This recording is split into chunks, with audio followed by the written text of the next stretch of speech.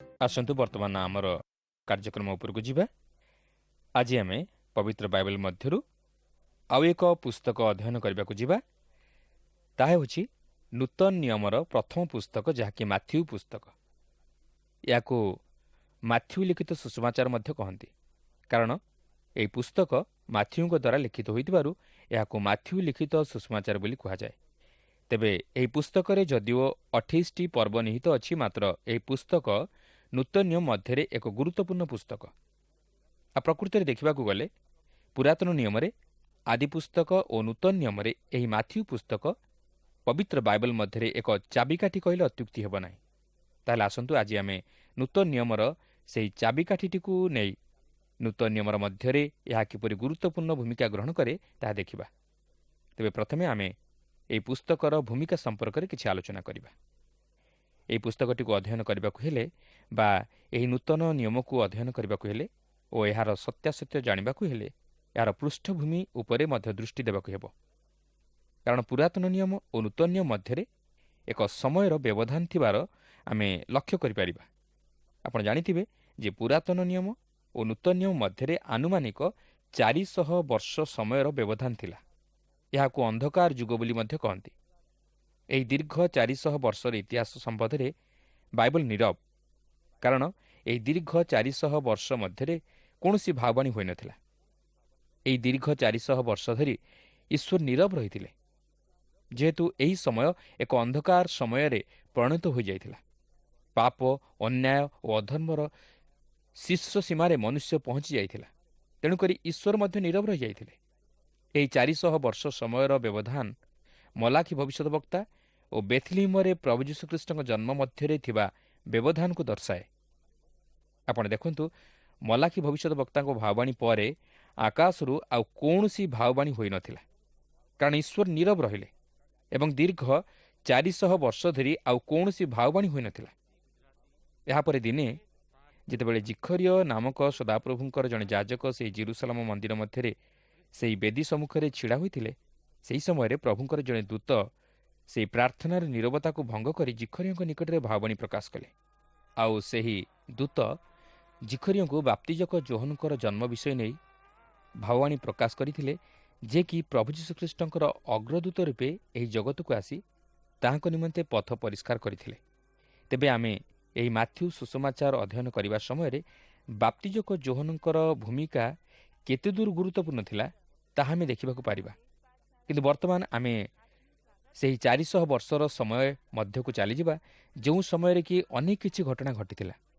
ଯଦିଓ ଧର୍ମଶାସ୍ତ୍ର ଏହି 400 ବର୍ଷ ସମୟ ମଧ୍ୟରେ ଘଟିଯାଇଥିବା ଘଟଣାଗୁଡ଼ିକ ବିଷୟରେ ନୀରବ, ତଥାପି ଇତିହାସ ଅନେକ କିଛି ତହିଁର ପ୍ରମାଣ ଦିଏ। କିନ୍ତୁ ସେହି ସମୟରେ ମନୁଷ୍ୟମାନଙ୍କର କାର୍ଯ୍ୟକଳାପ ଏତେ ଜଘନ୍ୟ ଥିଲା, ଯାହାକି ଈଶ୍ୱର ସେହିସବୁ ପ୍ରତି ଦୃଷ୍ଟି ଦେବାକୁ ଚାହିଁନଥିଲେ, କି ସେହି ସମୟର ଘଟଣାଗୁଡ଼ିକ ତାହାଙ୍କ ପବିତ୍ର ଶାସ୍ତ୍ରରେ ସେ ପ୍ରକାଶ କରିବାକୁ ଚାହିଁନଥିଲେ। ଯଦିଓ ଏହି ସମୟ ମନୁଷ୍ୟ ଜାତି ନିମନ୍ତେ ଏକ ଲୋମହର୍ଷଣ ଓ ଉତ୍ତେଜନାପୂର୍ଣ୍ଣ ସମୟ ଥିଲା, କିନ୍ତୁ ଅନେକ କ୍ଷେତ୍ରରେ ଏହା ଅତି ଦୁଃଖପୂର୍ଣ୍ଣ ଥିଲା। ଏହି ସମୟରେ ମଧ୍ୟ ଅନେକ ନୂତନ ସଂସ୍କୃତି ଓ ଭିନ୍ନ ଭିନ୍ନ ସଂଘ ଏବଂ ଅନେକ ଅପରିଚିତ ସଂସ୍ଥାଗୁଡ଼ିକ ମୁଣ୍ଡ ଟେକି ଉଠିଲେ ଏବଂ ଅନେକ ନୂତନ ବିଷୟଗୁଡ଼ିକ ଏହି ନୂତନ ନିୟମରେ ଦୃଷ୍ଟିଗୋଚର ହେଲା। ତେବେ ପୃଥିବୀ ଇତିହାସ ଏହି ଦୀର୍ଘ 400 ବର୍ଷର ଇତିହାସକୁ ଅତି ଚମତ୍କାର ଭାବେ ଭାଗ ଭାଗ କରି ଉପସ୍ଥାପିତ କରେ। ମଧ୍ୟ ପାରସ୍ୟର ସାମ୍ରାଜ୍ୟ ମଧ୍ୟରେ ପୁରାତନ ନିୟମର ସମାପ୍ତି ଘଟେ, ଯେଉଁ ସାମ୍ରାଜ୍ୟ କି ଏକ ଶକ୍ତିଶାଳୀ ସାମ୍ରାଜ୍ୟ ରୂପେ ପ୍ରସିଦ୍ଧି ଲାଭ କରିଥିଲା। ଏପରିକି ପୃଥିବୀର ରାଜନୈତିକ କ୍ଷେତ୍ରରେ ମିଶର ମଧ୍ୟ ଏକ ଶକ୍ତିଶାଳୀ ରାଷ୍ଟ୍ର ରୂପେ ପରିଗଣିତ ହୋଇଥିଲା। କିନ୍ତୁ ଏହି 400 ବର୍ଷର ସମୟ ମଧ୍ୟରେ ଏହି ଦୁଇଟି ଯାକ ଶକ୍ତିର ବିଲୟ ଘଟିଲା ଓ ପୃଥିବୀ ଉପରେ ରାଜତ୍ୱ କରିବାର କ୍ଷମତା ପ୍ରାଚ୍ୟରୁ ପାଶ୍ଚାତ୍ୟ ଦେଶକୁ ସ୍ଥାନାନ୍ତରିତ ହେଲା, ଏସିଆରୁ ୟୁରୋପକୁ ସ୍ଥାନାନ୍ତରିତ ହେଲା ଏବଂ ମଧ୍ୟ ପାରସ୍ୟଠାରୁ ଗ୍ରୀସ୍ ମଧ୍ୟକୁ ସ୍ଥାନାନ୍ତରିତ ହେଲା। ଯେତେବେଳେ ନୂତନ ନିୟମର ଆରମ୍ଭ ହେଲା, ସେତେବେଳେ ଏକ ନୂତନ ଶକ୍ତିର ଉଦ୍ଭବ ହେଲା। ତାହା ହେଉଛି ରୋମ୍। କାରଣ ରୋମ୍ ସମଗ୍ର ପୃଥିବୀର ଶାସକ ଭାବେ ପ୍ରତିଷ୍ଠିତ ହେବାକୁ ଲାଗିଲା। ତେଣୁ ସମଗ୍ର ପୃଥିବୀର ଶାସନ କ୍ଷମତା ରୋମ୍ ସାମ୍ରାଜ୍ୟର ହସ୍ତକୁ ଗଲା। ତେବେ ଏହି 400 ବର୍ଷ ମଧ୍ୟରେ ଯେଉଁ ସମସ୍ତ ଘଟଣାଗୁଡ଼ିକ ଘଟିଥିଲା, ସେହିସବୁକୁ ବିଚାର କରାଯାଇ କେତେକ ତାରିଖ ମଧ୍ୟ ଦିଆଯାଇଥିବାର ଆମେ ଲକ୍ଷ୍ୟ କରିବା, ଯାହାକି ସେହି 400 ବର୍ଷର ଘଟଣା ସମ୍ପର୍କରେ ଆମକୁ ସମ୍ୟକ ଧାରଣା ପ୍ରଦାନ କରେ। କିନ୍ତୁ ବିଭିନ୍ନ ଐତିହାସିକମାନେ ଏହି ତାରିଖ ଉପରେ ଭିନ୍ନ ଭିନ୍ନ ମତାମତ ଦେଇଥିବାରୁ ଏହି ତାରିଖଗୁଡ଼ିକୁ ଏକ ଆନୁମାନିକ ତାରିଖ ଭାବେ ଆମେ ବିଚାରକୁ ନେଇ ଚିନ୍ତା କରିବା ଉଚିତ। ତେବେ ସେହି ଐତିହାସିକ ଘଟଣାକୁ ନେଇ ଐତିହାସିକମାନେ ଯେଉଁ ସମୟ ନିର୍ଦ୍ଧାରଣ କରିଅଛନ୍ତି, ସେହିସବୁକୁ ବିଚାର କରି ଯେଉଁ ଆନୁମାନିକ ସମୟସୀମା ନିର୍ଦ୍ଧାରଣ କରାଯାଇଅଛି, ତହିଁର ଏକ ସଂକ୍ଷିପ୍ତ ବିବରଣୀ ପ୍ରଦାନ କରୁଛି। ଖ୍ରୀଷ୍ଟପୂର୍ବ 480ରେ ଜେରକ୍ସେସ୍, ଯିଏକି ପାରସ୍ୟର ସମ୍ରାଟ ଥିଲେ, ସେ ଗ୍ରୀକମାନଙ୍କ ଉପରେ ବିଜୟ ହାସଲ କରି ନିଜର ଆଧିପତ୍ୟ ବିସ୍ତାର କରିଥିଲେ। କିନ୍ତୁ ସାଲାମିସ୍ ଯୁଦ୍ଧରେ ପରାସ୍ତ ହୋଇଥିଲେ ଓ ଏହା ଥିଲା ସମଗ୍ର ପୃଥିବୀ ଉପରେ ରାଜତ୍ୱ କରିବାର ପ୍ରାଚ୍ୟ ନିମନ୍ତେ ଶେଷ ପର୍ଯ୍ୟାୟ। କିନ୍ତୁ ଏହାପରେ ପାଶ୍ଚାତ୍ୟ ଦେଶ ସେହି କ୍ଷମତାର ଅଧିକାରୀ ହେଲା। ଖ୍ରୀଷ୍ଟପୂର୍ବ 333ରେ ଆଲେକ୍ଜାଣ୍ଡର ଦି ଗ୍ରେଟ୍ଙ୍କର ଆଗମନ ହେଲା।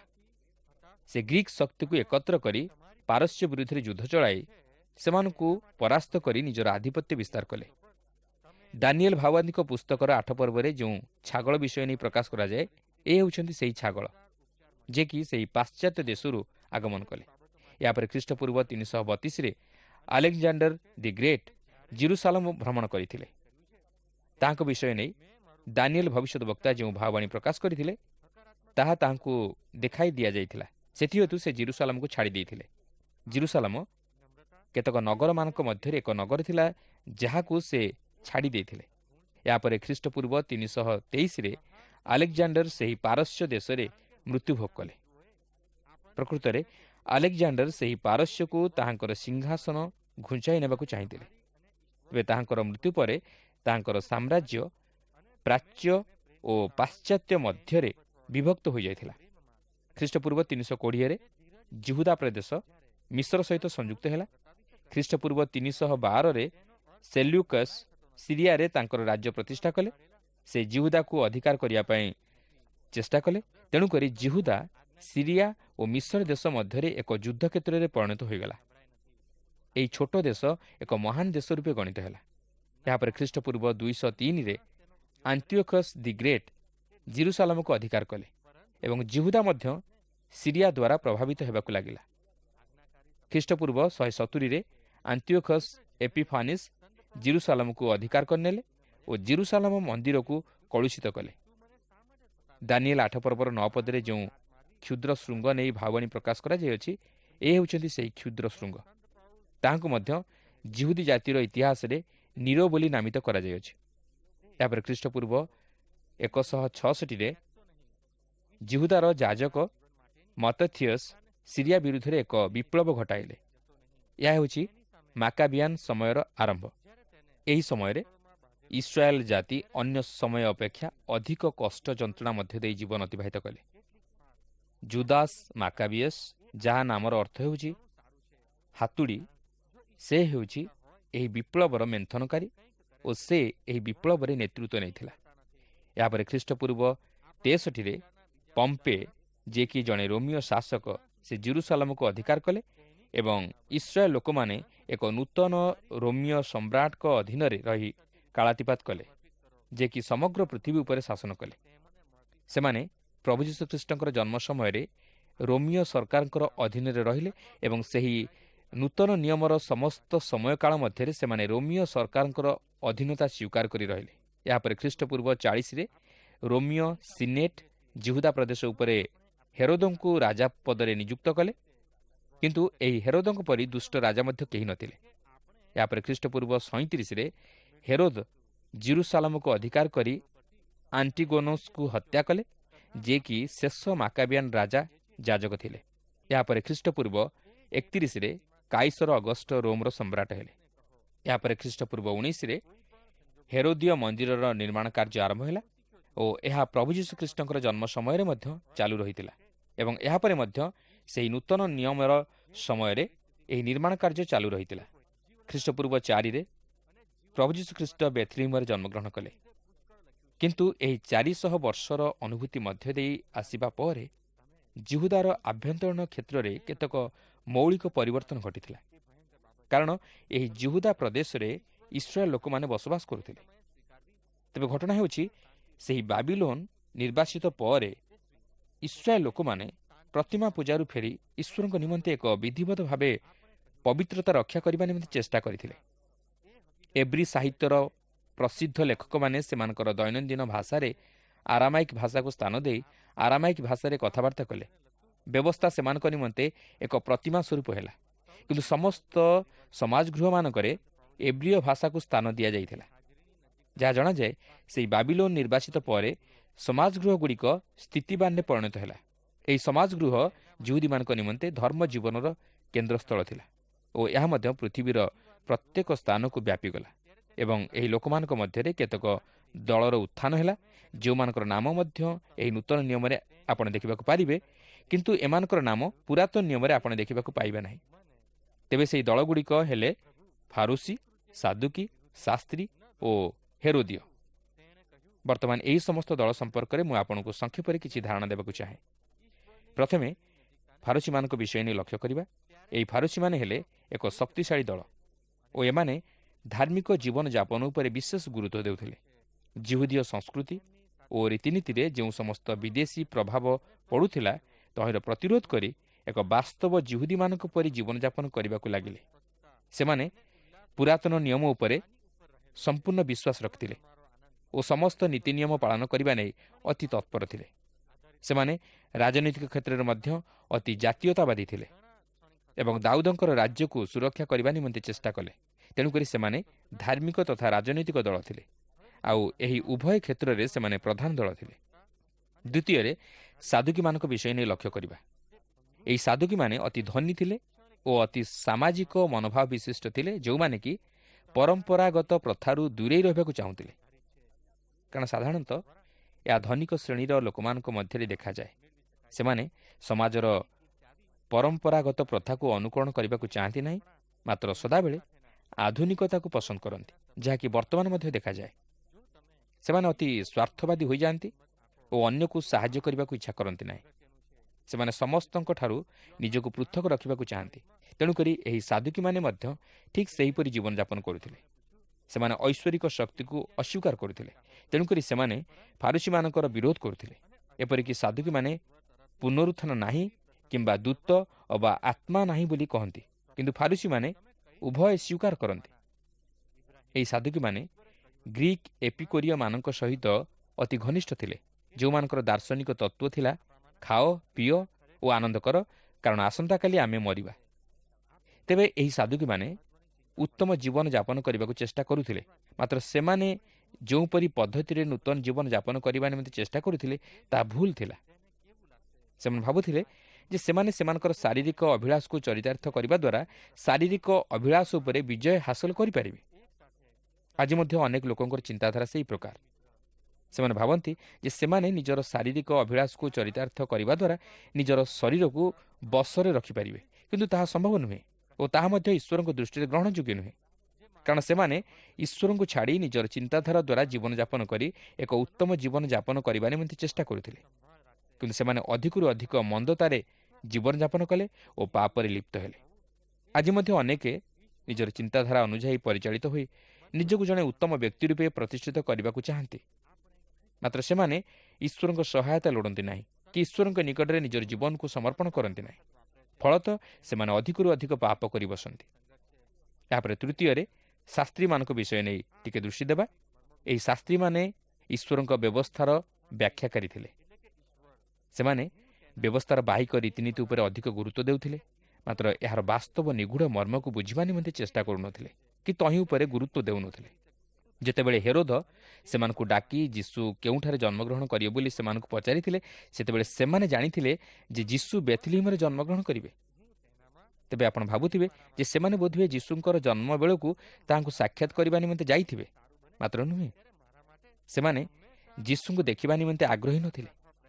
ସେମାନେ ସେହି ବ୍ୟବସ୍ଥାର ବାହିକ ରୀତିନୀତି ଉପରେ ବିଶେଷ ଗୁରୁତ୍ୱ ଦେଉଥିଲେ। ପ୍ରିୟ ବନ୍ଧୁ, ତାହା ହିଁ ହେଉଛି ଭୟଙ୍କର ବିଷୟ। ଆମେ କେବଳ ବାଇବଲ ଅଧ୍ୟୟନ କରି ଈଶ୍ୱରଙ୍କ ବିଷୟରେ ବା ପ୍ରଭୁ ଯୀଶୁଖ୍ରୀଷ୍ଟଙ୍କ ବିଷୟରେ ଅଧିକ କିଛି ଜ୍ଞାନ ଆହରଣ କରିଦେଲେ ଯଥେଷ୍ଟ ନୁହେଁ। କିନ୍ତୁ ସେହି ବାକ୍ୟର ଗଭୀର ମର୍ମକୁ ବୁଝି ତଦନୁଯାୟୀ ଜୀବନଯାପନ କଲେ ଆମେ ଈଶ୍ୱରଙ୍କର ବାସ୍ତବ ଅଭିମତକୁ ବୁଝିପାରିବା ଓ ପ୍ରଭୁ ଯୀଶୁଙ୍କର ବାସ୍ତବ ପରିଚୟ ପାଇ ତାଙ୍କର ସନ୍ତାନ ରୂପେ ଗୃହୀତ ହୋଇପାରିବା। ଶାସ୍ତ୍ରୀମାନେ ତହିଁରେ ବିଫଳ ହୋଇଥିଲେ। ସେମାନେ କେବଳ ଈଶ୍ୱରଙ୍କ ବ୍ୟବସ୍ଥା ଉପରେ ଗୁରୁତ୍ୱ ଦେଉଥିଲେ, ମାତ୍ର ସେହି ବ୍ୟବସ୍ଥାର ବାସ୍ତବତାକୁ ହୃଦୟଙ୍ଗମ କରିପାରୁନଥିଲେ କି ତହିଁର ଗଭୀର ମର୍ମକୁ ବୁଝିପାରିନଥିଲେ କି ସେହି ବ୍ୟବସ୍ଥାକୁ ନିଜ ଜୀବନରେ କାର୍ଯ୍ୟକାରୀ କରୁନଥିଲେ।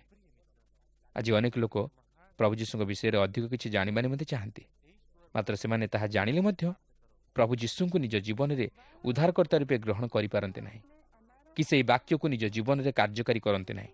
ଫଳତଃ ସେମାନେ ତହିଁର ବାସ୍ତବ ସତ୍ୟତାକୁ ଉପଲବ୍ଧି କରିପାରନ୍ତି ନାହିଁ। ପ୍ରିୟ ବନ୍ଧୁ, ପବିତ୍ର ବାଇବଲକୁ କେବଳ ଅଧ୍ୟୟନ କଲେ ବା ସେହି ବାକ୍ୟକୁ ବ୍ୟାଖ୍ୟା କରି ଅନ୍ୟମାନଙ୍କ ନିକଟରେ ପ୍ରଚାର କଲେ କିମ୍ବା ସେହି ବାକ୍ୟକୁ ଅଧ୍ୟୟନ କରି ତହିଁର ଭାବକୁ ବୁଝିଦେଲେ ଯଥେଷ୍ଟ ନୁହେଁ।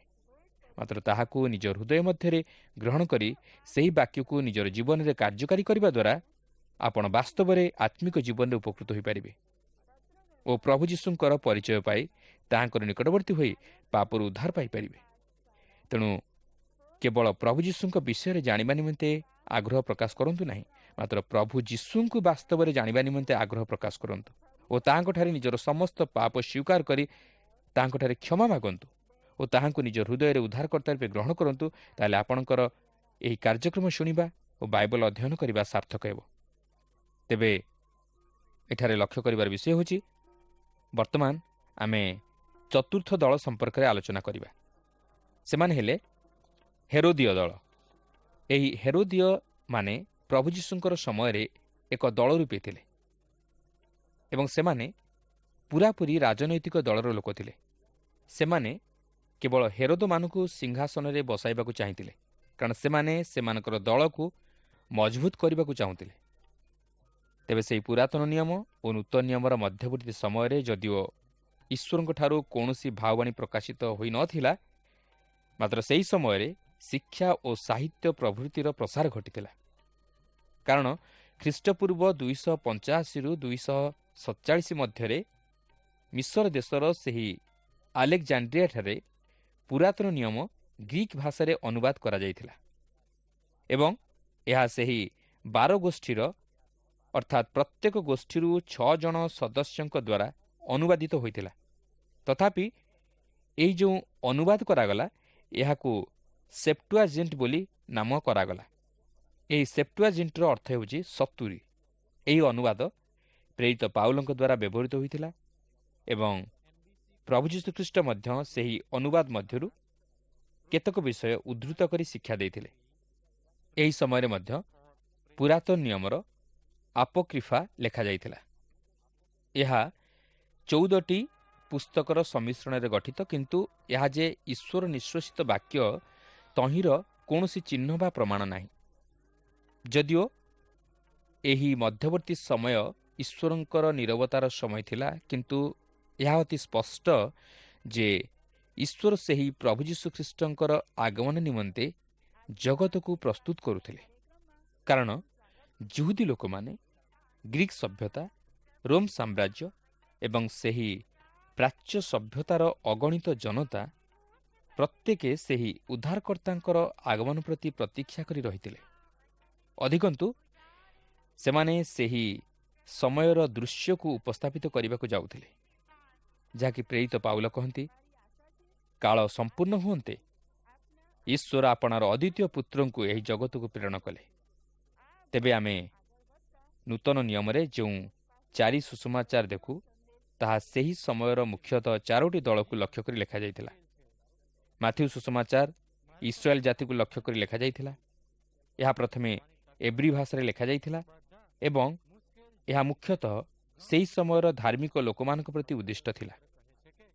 ଏହାପରେ ମାର୍କ ଲିଖିତ ସୁସମାଚାର ରୋମିଓମାନଙ୍କ ପ୍ରତି ଲକ୍ଷ୍ୟ କରି ଲେଖାଯାଇଥିଲା, କାରଣ ରୋମିଓମାନେ ଅତି କର୍ତ୍ତବ୍ୟପରାୟଣ ଥିଲେ ଓ ସେମାନେ ବିଶ୍ୱାସ କରୁଥିଲେ ଯେ ସରକାର, ନୀତିନିୟମ ଓ ଶୃଙ୍ଖଳା ଦ୍ୱାରା ଜଗତକୁ ଆୟତ୍ତ କରିହେବ, ଯାହାକି ଆଜି ମଧ୍ୟ ଅନେକ ଲୋକ ସେହିପରି କରିବାକୁ ଭାବନ୍ତି। ହଁ, ଏହା ସତ କଥା ଯେ ନୀତିନିୟମ ଓ ଶୃଙ୍ଖଳା ରହିବା ଆବଶ୍ୟକ, କିନ୍ତୁ କେବଳ ତାହାଦ୍ୱାରା ଯେ ଜଗତକୁ ଆୟତ୍ତ କରିହେବ ନାହିଁ କିମ୍ବା ଜଗତକୁ ଶାସନ କରିହେବ ନାହିଁ, ତାହା ସେମାନେ ବୁଝିପାରିଥିଲେ। କାରଣ ଜଗତ ସେହି ଜଣଙ୍କ ବିଷୟରେ ଶୁଣିବାକୁ ଅପେକ୍ଷା କରି ରହିଥିଲା, ଯେ କି ନୀତିନିୟମ ଓ ଆଇନ ଶୃଙ୍ଖଳା ଉପରେ ବିଶ୍ୱାସ କରିବା ସଙ୍ଗେ ସଙ୍ଗେ ମଧ୍ୟ ପାପ କ୍ଷମା ଦେଇପାରିବ ଓ ଈଶ୍ୱରଙ୍କ ଅନୁଗ୍ରହ ଓ ଦୟା ଦେଖାଇ ପାରିବ। ତେଣୁକରି ଜଗତ ସେହିପରି ଏକ ବ୍ୟକ୍ତିର ଆବଶ୍ୟକତାକୁ ଅନୁଭବ କରୁଥିଲା ଏବଂ ସେହି ବ୍ୟକ୍ତିଙ୍କର ଆଗମନର ଅପେକ୍ଷାରେ ଥିଲା। ସେହି ବ୍ୟକ୍ତି ହେଉଛନ୍ତି ପ୍ରଭୁ ଯୀଶୁଖ୍ରୀଷ୍ଟ, ଯାହାଙ୍କୁ ମାର୍କ ସୁସମାଚାର ରୋମିଓମାନଙ୍କ ସମ୍ମୁଖରେ ଉପସ୍ଥାପିତ କରେ। ଏହାପରେ ଲୁକ ସୁସମାଚାର ଗ୍ରୀକ୍ ଲୋକମାନଙ୍କୁ ଲକ୍ଷ୍ୟ କରି ଲେଖାଯାଇଥିଲା, ଯେଉଁମାନେ କି ଅତି ଭାବୁକ ଥିଲେ। ଏହାପରେ ଯୋହନ ଲିଖିତ ସୁସମାଚାର ବିଶ୍ୱାସୀମାନଙ୍କ ପ୍ରତି ଲକ୍ଷ୍ୟ କରି ଲେଖାଯାଇଥିଲା, ଅର୍ଥାତ୍ ଖ୍ରୀଷ୍ଟ ବିଶ୍ୱାସୀମାନଙ୍କ ପ୍ରତି ଲକ୍ଷ୍ୟ କରି ଲେଖାଯାଇଥିଲା। କିନ୍ତୁ ପରୋକ୍ଷରେ ମଧ୍ୟ ଏହା ପ୍ରାଚ୍ୟ ଲୋକମାନଙ୍କ ପ୍ରତି ପ୍ରଯୁଜ୍ୟ ଥିଲା, ଯେଉଁଠାରେ କି ଲକ୍ଷ ଲକ୍ଷ ଲୋକ ମୁକ୍ତି ଅପେକ୍ଷାରେ ରହି କ୍ରନ୍ଦନ କରୁଥିଲେ। ସେହିପରି ଆଜି ମଧ୍ୟ ଏହି ଜଗତ ସେହି ଉଦ୍ଧାରକର୍ତ୍ତାଙ୍କର ଆବଶ୍ୟକତାକୁ ଉପଲବ୍ଧି କରି କ୍ରନ୍ଦନ କରୁଅଛି। ଆଜି ଅନେକ ଲୋକ ପାପରୁ ଉଦ୍ଧାର ପାଇବା ପାଇଁ କ୍ରନ୍ଦନ କରୁଅଛନ୍ତି। ଆଜି ଅନେକ ଲୋକ ସେହି ଉଦ୍ଧାରକର୍ତ୍ତାଙ୍କୁ ପାଇବା ନିମନ୍ତେ କ୍ରନ୍ଦନ କରୁଅଛନ୍ତି। ଧାର୍ମିକ ଲୋକ ସେହି ପ୍ରଭୁ ଯୀଶୁଖ୍ରୀଷ୍ଟଙ୍କୁ ଚାହେଁ, କିନ୍ତୁ ଧର୍ମକୁ ନୁହେଁ। କ୍ଷମତାପନ୍ନ ଲୋକ ସେହି ଉଦ୍ଧାରକର୍ତ୍ତାଙ୍କୁ ଆବଶ୍ୟକ କରେ, ଯାହାଙ୍କର ଉଦ୍ଧାର କରିବାକୁ କ୍ଷମତା ଅଛି। ଭାବୁକ ମଧ୍ୟ ସେହି ଉଦ୍ଧାରକର୍ତ୍ତାଙ୍କୁ ଆବଶ୍ୟକ କରେ, ଯେ କି ତାହାର ସମସ୍ତ ମାନସିକ ଓ ଆତ୍ମିକ ଆବଶ୍ୟକତାକୁ ପୂରଣ କରିପାରିବ। ଓ ଜଣେ ପାପୀ ସେହି ଉଦ୍ଧାରକର୍ତ୍ତାଙ୍କ ବିଷୟରେ ଜାଣିବାକୁ ଚାହେଁ ଓ ତାହାଙ୍କର ଆବଶ୍ୟକତାକୁ ଅନୁଭବ କରେ, ଯେ କି ତାହାକୁ କେବଳ ପାପରୁ ଉଦ୍ଧାର କରିବା ପାଇଁ ନୁହେଁ, ମାତ୍ର ତାହାକୁ ଏପରି ଭାବେ ପ୍ରସ୍ତୁତ କରାନ୍ତି ଯେପରି ସେ ଈଶ୍ୱରଙ୍କ ନିମନ୍ତେ ବଞ୍ଚି ରହିବାକୁ ପାରେ। ଆସନ୍ତୁ ଏହାପରେ ଏହି ପୁସ୍ତକର ଲେଖକଙ୍କ ବିଷୟ ନେଇ କିଛି ଆଲୋଚନା କରିବା। ତେବେ ଏହି ମାଥ୍ୟୁ ସୁସମାଚାର ଲେଖକ ହେଉଛନ୍ତି କରଗ୍ରାହୀ ମାଥ୍ୟୁ, ଯାହାଙ୍କୁ କି ପ୍ରଭୁ ଯୀଶୁ ଏକ ସ୍ୱତନ୍ତ୍ର ଭାବେ ଆହ୍ୱାନ କରିଥିଲେ। ମାଥ୍ୟୁ 9 ପର୍ବର 9 ପଦଟି ପାଠ କଲେ ଆମେ ତାହା ଜାଣିପାରିବା। ସେ ପ୍ରଭୁ ଯୀଶୁଙ୍କର ଜଣେ ଶିଷ୍ୟ ମଧ୍ୟ ଥିଲେ ଏବଂ ଜଣେ ପ୍ରେରିତ ମଧ୍ୟ ଥିଲେ। ଅନେକ ଐତିହାସିକ ତଥ୍ୟରୁ ଜଣାପଡ଼ିଛି ଯେ ଏହି ମାଥ୍ୟୁ ସୁସମାଚାର ପ୍ରକୃତରେ ମାଥ୍ୟୁଙ୍କ ଦ୍ୱାରା ଏବ୍ରି ଭାଷାରେ ପ୍ରଥମେ ଇସ୍ରାଏଲ ଜାତିକୁ ଲକ୍ଷ୍ୟ କରି, ଅର୍ଥାତ୍ ସେହି ଧାର୍ମିକ ଲୋକମାନଙ୍କୁ ଲକ୍ଷ୍ୟ କରି ଲେଖାଯାଇଥିଲା। କାରଣ ଈଶ୍ୱର ସମଗ୍ର ଇସ୍ରାଏଲ ଜାତିକୁ ପ୍ରଭୁ ଯୀଶୁଖ୍ରୀଷ୍ଟଙ୍କର ଏହି ଜଗତକୁ ଆଗମନ କରିବା ବିଷୟ ନେଇ ସେମାନଙ୍କୁ ପ୍ରସ୍ତୁତ କରିଥିଲେ ଓ ସେ ଏହି ଇସ୍ରାଏଲ ଜାତି ନିମନ୍ତେ ଏହି ଜଗତକୁ ଆଗମନ କଲେ। ଏପରିକି ପ୍ରଭୁ ଯୀଶୁଖ୍ରୀଷ୍ଟ ନିଜେ କହନ୍ତି, କାରଣ ପରିତ୍ରାଣ ଯିହୁଦୀମାନଙ୍କ ମଧ୍ୟରୁ ଆସେ, ଯାହାକି ଯୋହନ 4 ପର୍ବର 22 ପଦରେ ଲେଖା ଅଛି। ଏବଂ ସେ ଏଥିସହିତ ବିଜାତୀୟମାନଙ୍କୁ ମଧ୍ୟ ସେହି ପରିତ୍ରାଣ ନିମନ୍ତେ ପ୍ରସ୍ତୁତ କଲେ, ଯେହେତୁ ସେମାନେ ପାପରେ ହଜିଯାଇଥିଲେ ଓ ପରିତ୍ରାଣ ଆବଶ୍ୟକ କରୁଥିଲେ। ତେଣୁ ପ୍ରିୟ ବନ୍ଧୁ, ଆମେ ଯେତେବେଳେ ଏହି ସୁସମାଚାରଟିକୁ ଅଧ୍ୟୟନ କରିବା ପାଇଁ ଯାଉଅଛୁ, ଆମମାନେ ଜାଣି ରଖିବାକୁ ହେବ ଯେ ପ୍ରଭୁ ଯୀଶୁଖ୍ରୀଷ୍ଟ ହେଉଛନ୍ତି ଜଗତର ଉଦ୍ଧାରକର୍ତ୍ତା। ଯଦି ଆମେ ତାହାଙ୍କର ସୁସମାଚାରରେ ବିଶ୍ୱାସ ନ କରୁ, ପ୍ରଭୁ ଯୀଶୁଖ୍ରୀଷ୍ଟଙ୍କଠାରେ ବିଶ୍ୱାସ ନ କରୁ, ତାହାଙ୍କୁ ଉଦ୍ଧାରକର୍ତ୍ତା ରୂପେ ହୃଦୟରେ ଗ୍ରହଣ ନ କରୁ, ତାହେଲେ ଆମମାନେ କେବେ ହେଲେ ସେହି ଉଦ୍ଧାରକର୍ତ୍ତାଙ୍କର ପରିଚୟ ପାଇପାରିବା ନାହିଁ। ଆଉ ଏହି ଅଧ୍ୟୟନ ମଧ୍ୟ ଆମମାନଙ୍କ ନିମନ୍ତେ ସାର୍ଥକ ହେବ ନାହିଁ। ପ୍ରିୟ ବନ୍ଧୁ, ପ୍ରଭୁ ଆମମାନଙ୍କୁ ଉଦ୍ଧାର କରିବା ପାଇଁ ଚାହାନ୍ତି। ସେ ଆମମାନଙ୍କୁ ଅନନ୍ତ ଜୀବନ ଦେବା ପାଇଁ ଚାହାନ୍ତି। ସେ ଚାହାନ୍ତିନି ଆମମାନେ ପାପରେ ବିନଷ୍ଟ ହେଉ। ତେଣୁ ସେ ଆଜି ଆମମାନଙ୍କୁ ସୁଯୋଗ ଉପରେ ସୁଯୋଗ ଦେଉଛନ୍ତି, ଯେପରି ଆମମାନେ ତାହାଙ୍କର ସୁସମାଚାର ମଧ୍ୟ ଦେଇ ତାହାଙ୍କୁ ଜାଣିବା ସଙ୍ଗେ ସଙ୍ଗେ ପାପରୁ ଉଦ୍ଧାର ପାଇ ଅନନ୍ତ ଜୀବନର ଅଧିକାରୀ ହେଉ। ପ୍ରଭୁ ପ୍ରତ୍ୟେକଙ୍କୁ ଏହି ସଂକ୍ଷିପ୍ତ ଆଲୋଚନା ମଧ୍ୟ ଦେଇ ଆଶୀର୍ବାଦ କରନ୍ତୁ।